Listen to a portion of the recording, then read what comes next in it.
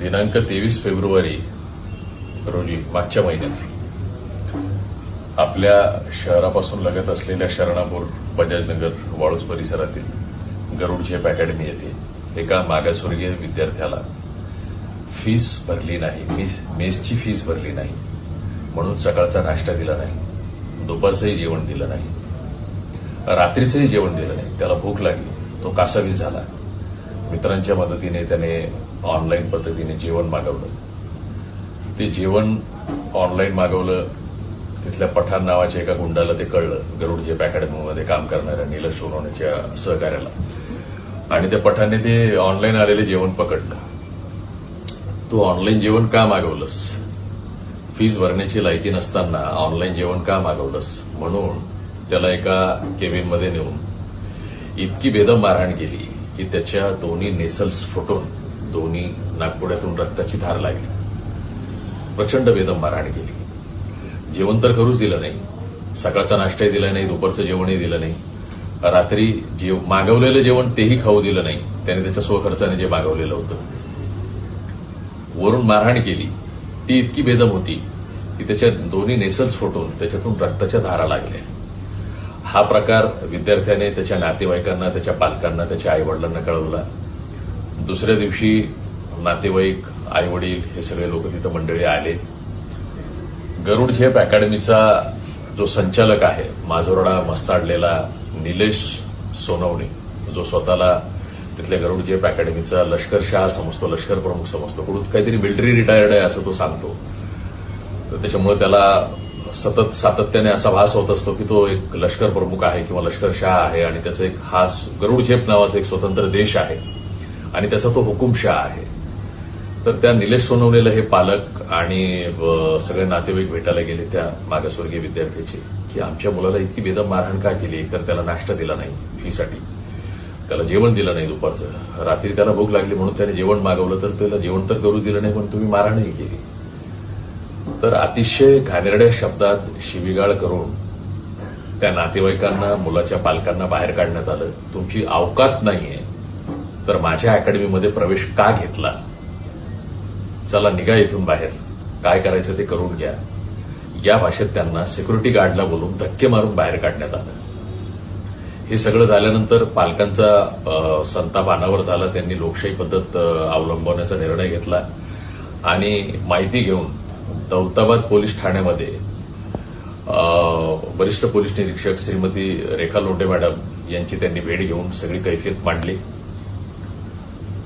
त्यांनी वरिष्ठांना कळवलं आणि या प्रकरणात अॅट्रॉसिटी ऍक्टनुसार विविध कलमान्वये गंभीर स्वरूपाचे गुन्हे दाखल झालेले आहेत. त्याच्यामध्ये गरुड झेप अकॅडमीचा संचालक निलेश सोनवणे, पठाण, स्वप्नील चव्हाण, अभिजित उर्फ बोल्ड या सगळ्या गुंडांच्या विरोधात गुन्हा दाखल झालेला आहे. 28 फेब्रुवारी रोजी हा गुन्हा दाखल झालेला आहे. 23 फेब्रुवारी रोजी घटना घडलेली आहे. 24 फेब्रुवारीला पालक भेटले. परत एकदा सांगतो, 28 फेब्रुवारीला गुन्हा दाखल झालाय. आज तारीख आहे 19 मार्च. म्हणजे अवघ्या 4 दिवसानंतर त्या मागासवर्गीय गरीब मुलाला क्रूरतेची मारहाण करून येणाऱ्या 23 तारखेला 1 महिना पूर्ण होईल. मी राष्ट्रवादी काँग्रेस पक्षाचा राज्य कार्यकारिणी सदस्य या नात्याने काल छावणी विभागाच्या एसीपी सन्माननीय पवारताई यांना फोन केला. त्यांना विचारलं की ताई, असं घटना घडलेली होती. अॅट्रॉसिटी ऍक्टचं प्रकरण असल्यामुळे एसीपी दर्जाच्या अधिकाऱ्याकडे तपास असतो, एसीपी दर्जाचा अधिकारी ते सगळं कामकाज बघत असतो. मी त्या नात्याने त्यांना फोन केला, त्यांना विचारपूस केली की ताई असा गुन्हा दाखल झालेला आहे, त्या प्रकरणाचं स्टेटस काय आहे सध्याचं? त्यांनी मला सांगितलं की गुन्हा दाखल झालेला आहे. म्हटलं हो, पण पुढे काय झालेलं आहे? आरोपींना अटक झाली आहे का? आपण आरोपींना ताब्यात घेतलंय का? त्यांनी सांगितलं नाही. मी विचारलं का? तर ते म्हणाले आरोपी फरार आहेत. मी आजच्या या व्हिडिओद्वारे आपल्या या ऐतिहासिक नगरीचे, छत्रपती संभाजीनगरचे पोलीस आयुक्त आदरणीय प्रवीण पवार साहेबांना ओपन चॅलेंज करतोय की निलेश सोनवणे, पठाण, स्वप्नील चव्हाण, अभिजित उर्फ बोल्ड या गुंडांना मागासवर्गीय विद्यार्थ्यांना केलेल्या बेदम मारहाणीबद्दल ते कधी अटक करणार आहेत, ते कधी गजाआड करणार आहेत, ते लॉकअपमध्ये कधी टाकणार आहेत. मध्यंतरी आपल्या पोलीस आयुक्त साहेबांनी एक कोणतं ते बटनचं आणि सिरपचं रॅकेट उद्ध्वस्त केलं फार मोठं. त्याचा फार गवगावा झाला. आपल्याकडे महानगरपालिकेच्या निवडणुका चालू होत्या. एक कलीम कुरेशी नावाचे ग्रहस्थ आहेत आपल्याकडे, ते निवडणूक लढवत होते. त्यांच्या वार्डात माजी खासदार इम्तियाज जलील प्रचाराला गेले तेव्हा त्यांच्या गाडीवर हल्ला झाला. तर कलीम कुरेशी यांना बोलावून घेऊन कलीम तेरे लडको को संभाल या शब्दात पोलीस आयुक्त साहेबांनी दम दिला, असं वर्तमानपत्रात छापून आलंय, असं मी नाही सांगत आहे. तिसरी घटना आता काही दिवसांपूर्वी म्हणजे लेटेस्ट घटना की निवृत्त प्राध्यापक शासकीय अभियांत्रिकी महाविद्यालय लोंढे यांच्या खून प्रकरणाचा छडा पोलीस आयुक्तांनी लावला. कारण पोलिसात तक्रार देऊनही बरेच दिवस उलटल्यानंतर काहीच न झाल्यामुळे, शोध न लागल्यामुळे त्यांचे जे बंधू आहेत, मयत लोंढे सरांचे बंधू, त्यांनी इथे पोलीस आयुक्त प्रवीण पवार साहेबांशी संपर्क साधला. त्यांनी तपासाची चक्रे गतिमान पद्धतीने फिरवली आणि अवघ्या काही दिवसांमध्ये या खून प्रकरणाचा छडा लागला आणि आरोपी अटक झाले. हे सगळं होतंय. पण ज्या प्रकरणाला येत्या 4 दिवसानंतर 1 महिना पूर्ण होणार आहे, मागासवर्गीय विद्यार्थ्याला कोंडून मारहाण झालेली आहे, ते आरोपी सापडत नाहीयेत. पोलीस आयुक्तांवर प्रेशर आहे का? पॉलिटिकल प्रेशर आहे का? याच्यामध्ये कोणाचा राजकीय हस्तक्षेप आहे का?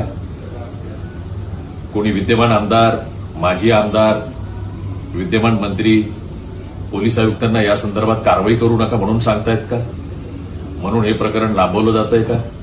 म्हणून निलेश सोनवणे उर्फ निल्या आणि त्याच्या गुंडांना अटक होत नाहीये का? मागील 2 वर्षापूर्वी याच गरुड जेप अकॅडमीमध्ये एका 18-19 वर्षाच्या मासूम कोवळ्या मुलीने छळाला कंटाळून आत्महत्या केली होती. त्याच्या आधी पण काही विद्यार्थ्यांनी, 1-2 विद्यार्थ्यांनी आत्महत्या केलेली आहे. म्हणजे सातत्याने गरुड झेप अकॅडमीमध्ये अशा घटना घडत असताना आपलं पोलीस प्रशासन, आपलं शहरातलं प्रशासन या अकॅडमीवर आणि या अकॅडमीच्या संचालकांवर कारवाई करण्याऐवजी त्यांना मोकाट सोडून देतं, त्यांना अटक होत नाही. सन्माननीय पोलीस आयुक्त प्रवीण पवार साहेबांना माझं सांगणं आहे की जर त्यांचं पोलीस प्रशासन या विषयात हतबल असेल तर त्याचं त्यांनी पत्रकार परिषदेद्वारे जाहीरपणे उघड करावं, सांगावं. सुदैवाने आमच्या पक्षाचे 8 खासदार आहेत, 10 आमदार आहेत राज्यामध्ये. आम्ही हा प्रश्न त्यांच्यामार्फत केंद्र सरकार, राज्य सरकार यांच्याकडे मांडू की एका मागासवर्गीय मुलाला बंद खोलीमध्ये जेवण बाहेरून का मागवलं, एकतर दिवसभर उपाशी ठेवलं, जेवण बाहेरून का मागवलं म्हणून नेसल्स दोन्ही नाकपुड्यात फुटून रक्ताची धार लागेपर्यंत मारहाण केली. अशा आरोपी सापडत नाही. ही दाद आम्ही मुख्यमंत्र्यांकडे मागू, केंद्र सरकारकडे मागू, राज्य सरकारकडे मागू, आमच्या लोकप्रतिनिधींच्या मार्फत. फक्त पोलीस आयुक्तांनी सांगावं एकदा समोर येऊन की या प्रकरणात ते हातबल आहेत किंवा या प्रकरणात त्यांच्यावर पॉलिटिकल प्रेशर आहे.